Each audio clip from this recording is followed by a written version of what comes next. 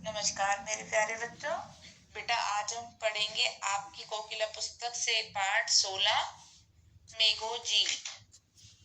बेटा ये कहानी है राजस्थान की, जहाँ पर राजस्थान में क्या था, राजस्थान में क्या है, धरती की प्यास बुझाने वाला, यानी कि वहां पर पानी की क्या है, बहुत कमी होती है। जिस बुझाने वाला एक और नाम क्या है, प्रसिद्ध है, बहुत ज्यादा प्रसिद्ध है।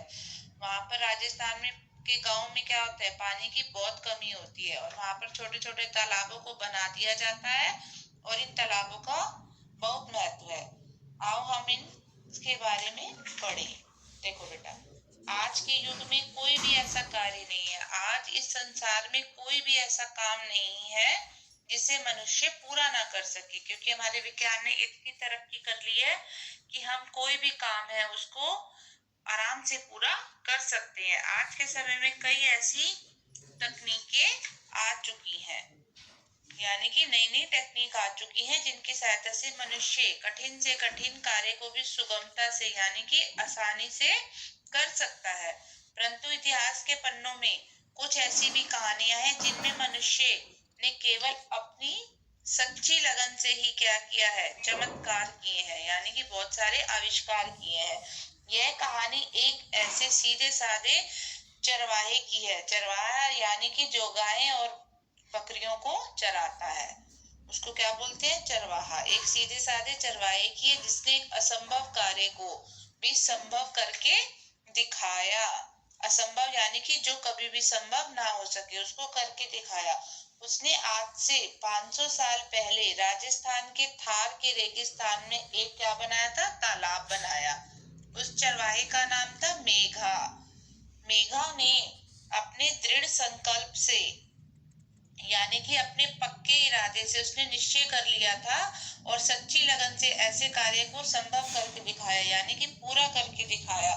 जब बेटा हम कोई भी काम, ऐसा नहीं है कि हम नहीं कर सकते, यदि हम मन में सोच ले कि हमें ये काम करना है तो वो हमेशा निश्चय ही पूरा होता है, जिसकी कोई कल्पना भी नहीं कर सकता।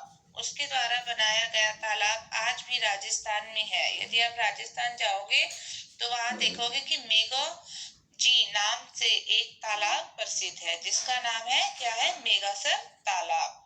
आज यह तालाब बर्ड्स वॉचिंग पॉइंट के नाम से प्रसिद्ध है। वहां लोग जाते हैं और इस नाम से इसको, तालाब को देखते हैं।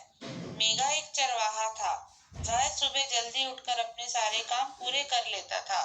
सभी कार्य समाप्त करने के बाद वह एक पोटली में यानी कि एक कपड़े का टुकड़ा लेता और उसमें गुड़ और बाजरे की रोटी को बांध कर ले जाता था और वहां पर उसकी गायें वैसे चरती रहती थी और अपनी कुपड़ी में यानी कि बोतल में पानी भरकर और पोटली लेकर वह अपनी गायों को चराने, कुपड़ी क्या होती है बेटा, एक छोटा सा मटके जैसा बर्तन होता है, उसको छोटा, जिस मटका बड़ा होता है और कुपड़ी क्या होती है, छोटी सी होती है, तो उसमें पानी भरकर और पोटली लेकर वह अपनी गायों को चराने निकल पड़ता।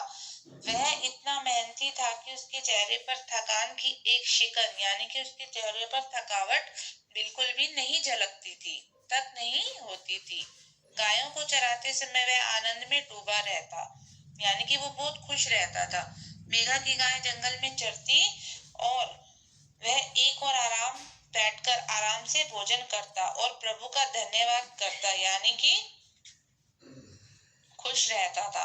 इसके अलावा उसे भजन गाना और लोगों की सेवा करना बहुत अच्छा लगता था। बैठे बैठे वहां पर भजन गाता रहता था और लोगों की सेवा करता रहता था।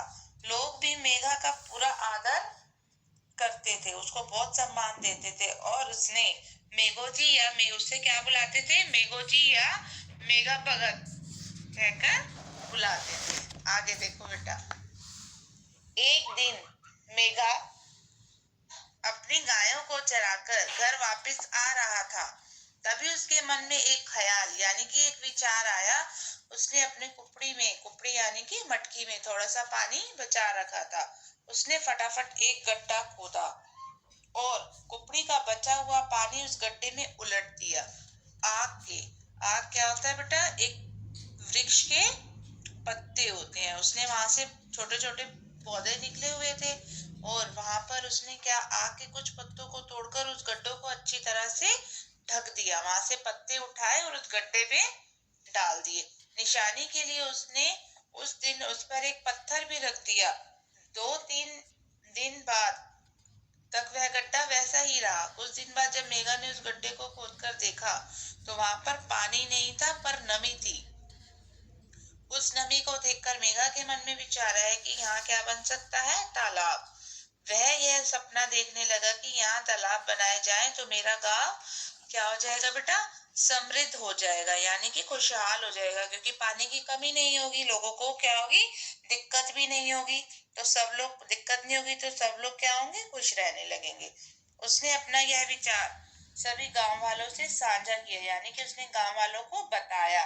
गांव वालों ने उसकी इस बात को असंभव बताकर इसे कल्पना तक रखने के लिए कहा। गांव वाले उससे कहने लगे कि यह बात पूरी नहीं हो सकती, आप इस विचार को अपने मन में ही रखो। गांव वालों का जवाब सुनकर मेघा निराश नहीं हुआ, वो उदास नहीं हुआ।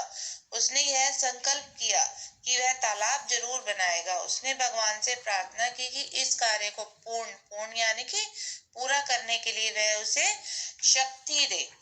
मेघा ने भगवान का नाम लेकर तालाब खोदना आरंभ यानी कि शुरू कर दिया। वह जब भी गायों को चराने जाता तो एक ओर उसकी गायें चरती और दूसरी ओर वह तालाब की खुदाई करता। तालाब खोदते उसे कई वर्ष बीत गए, पर उसके चेहरे पर थकान का कोई भी चिन्ह यानी कि निशान नहीं था।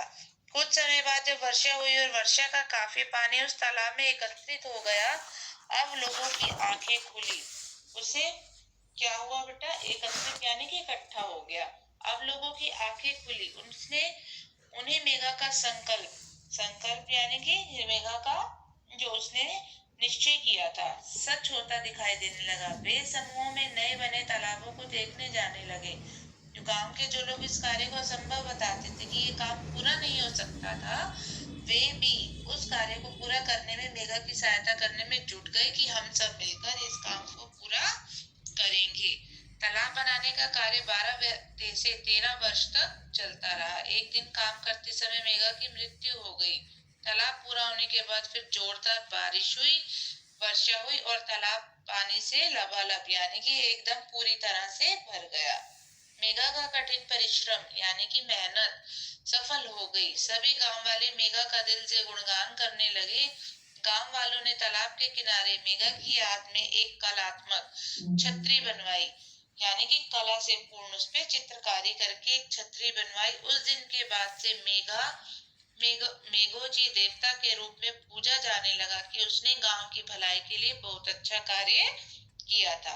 मेघा के इस कार्य ने यह कथन सत्य कर दिखाया कि सच्ची लगन, मेहनत, दृढ़ संकल्प और प्रार्थना से कोई भी असंभव कार्य भी संभव हो जाता है, यानी कि पूरा हो जाता है। जिस प्रकार मेघा ने सोचा था कि मैं यहाँ पर गांव में पानी की कमी नहीं होने दूंगा, छोटे छोटे तालाब बनाऊंगा, उसी प्रकार बेटा यदि आप भी अपनी पढ़ाई के लिए अच्छा मन में निश्चय करोगे, दृढ़ संकल्प करोगे मुझे पढ़ना है, तो आप अच्छे नंबरों से पास होगे। धन्यवाद।